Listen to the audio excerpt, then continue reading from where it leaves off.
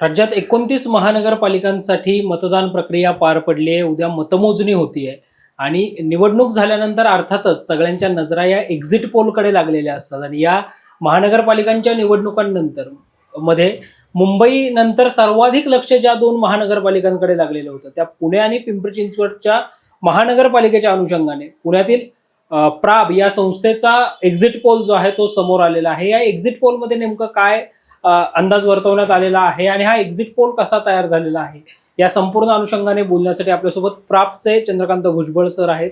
Sir, तुमचं स्वागत आहे टॉप न्यूज मराठीमध्ये. आपण जो प्राप या संस्थेच्या माध्यमातून आपला जो एक्झिट पोल केलेला आहे या एक्झिट पोलचा काय अंदाज आहे, काय आकडे सांगतात? प्राप संस्थेतर्फे आपण प्रत्येक इलेक्शनलाच एक्झिट पोल करत असतो. त्याचप्रमाणे आपण पुणे आणि पिंपरी चिंचवड आणि मुंबई महानगरपालिकेसाठी आपण एक्झिट पोल घेण्यात आला. प्रत्येक बूथनिहाय आपण एक्झिट सॅम्पल्स घेण्यात आले. त्याप्रमाणे आलेल्या निष्कर्षानुसार आपण एक्झिट पोलची आकडेवारी पब्लिश केलेली आहे. तर आपल्याला पुणे महापालिकेचा विचार करता पुणे महापालिकेमध्ये भाजपला 125 पेक्षा अधिक जागा मिळण्याचा त्यांचा आत्मविश्वास होता, परंतु उमेदवारी वाटपात झालेली अनियमितता आणि चुकीच्या पद्धतीचे उमेदवारी वाटप झाले आणि राष्ट्रवादी काँग्रेस किंवा शिवसेनेला ऐन वेळेस बरोबर न घेणं, त्यामुळे भाजपच्या जागांमध्ये म्हणजे अपेक्षित जागा मिळणं अपेक्षित होतं तर त्या जागा मिळताना दिसून येत नाही आहेत. भाजपला साधारण 90 म्हणजे 92 जागांपर्यंत आपण एक्झिट पोलची आकडेवारी सांगतात. मतदारांनी दिलेल्या पसंतीच्या प्रमाणानुसार जागांची संख्या आपण नमूद केलेली आहे रिपोर्टमध्ये. आणि राष्ट्रवादी आणि भाजपमध्ये जे अजितदादा आणि चंद्रकांतदादा किंवा राज्यमंत्री मुरलीधर मोहोळ असतील, पण भाजपमधील नेत्यांना एकतर्फी असलेली निवडणूक ही अगदी शेवटच्या क्षणापर्यंत विस्कळीतपणा पक्षामध्ये दिसून आला. त्याचा विपरीत परिणाम जागांच्या गटामध्ये दिसून येते, म्हणजे पुणे आणि पिंपरी चिंचवडमध्ये राष्ट्रवादीने सर्वाधिक म्हणजे चांगली पोझिशन घेतलेली दिसून येते.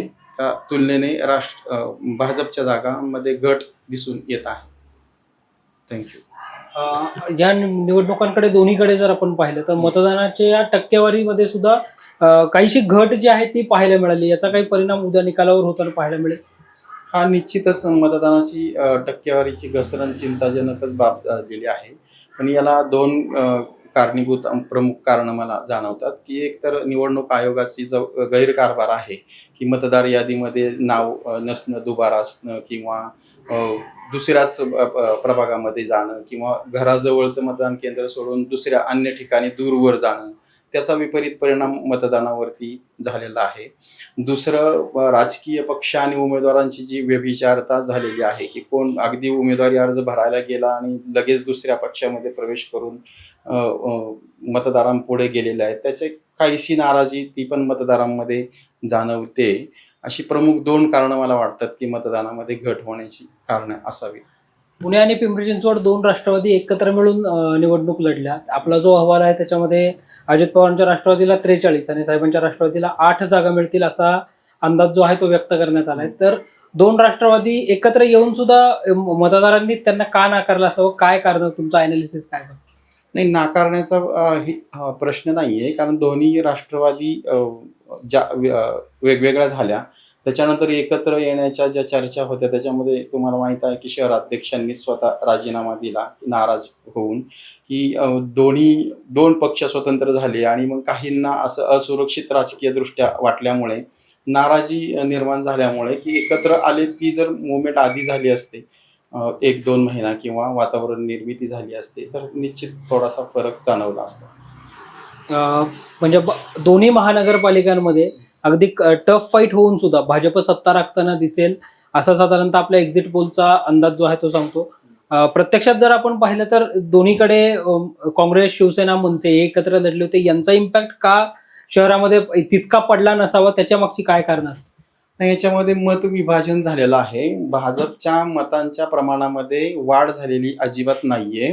तुम्ही जर पाहिला म्हणजे एक्झिट पोलचा सुद्धा अंदाज आम्ही तोच वर्तवला आहे आणि अगदी निकाल तुम्ही उद्या जरी पाहिले तरी तुम्हाला तेच दिसून येईल की भाजपच्या मतांच्या प्रमाणामध्ये कोणतीही वाढ झाल्याची दिसून येत नाहीये. जे विरोधी पक्ष आहेत त्या विरोधी पक्षांची एकजूट नव्हती आणि मतविभाजनाचा लाभ भाजपला झालेला दिसून येतोय एक्झिट पोलमध्ये आणि तेच परिणाम तुम्हाला उद्या निकालामध्ये दिसून येतील. पिंपरी चिंचवडमध्ये जवळपास 83-90 जागा आम्ही जिंकू असं भाजप सांगत होतं. आपल्या एक्झिट पोलमध्ये 64 जागा, 2 त्या तिथल्या जागा बिनविरोध झाल्या, तर या मिळून 64 जागा भाजपला मिळतील असा अंदाज जो आहे तो देण्यात आलाय. कोणता फॅक्टर तिथं भाजपसाठी अडचणीचा ठरलाय पिंपरी चिंचवडमध्ये?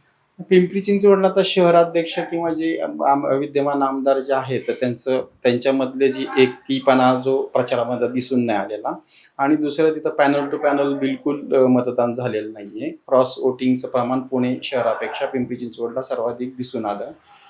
त्याचा हा विपरीत परिणाम आहे आणि भाजपची एकजूटपणा जो होता म्हणजे तिथं स्थानिक पातळीवरती, कारण पालकमंत्री अजितदादा ठाण मांडूनच बसले होते, त्यांना पिंपरीमध्ये बऱ्यापैकी जागा म्हणजे मिळवण्यामध्ये यश आलेलं असं दिसून येत आहे. एक चर्चा आता अशी सुरू झाली आज मतदानानंतर, अनेक तिथे मतदान बूथवर सुद्धा ती चर्चा होताना पाहायला मिळत होती की 2007ला पुण्यामध्ये जसा एक पुणे पॅटर्न झाला होता तसा पुणे पॅटर्न आत्ताच्या निवडणुकीनंतर सुद्धा पुणे महानगरपालिकेमध्ये होऊ शकतो.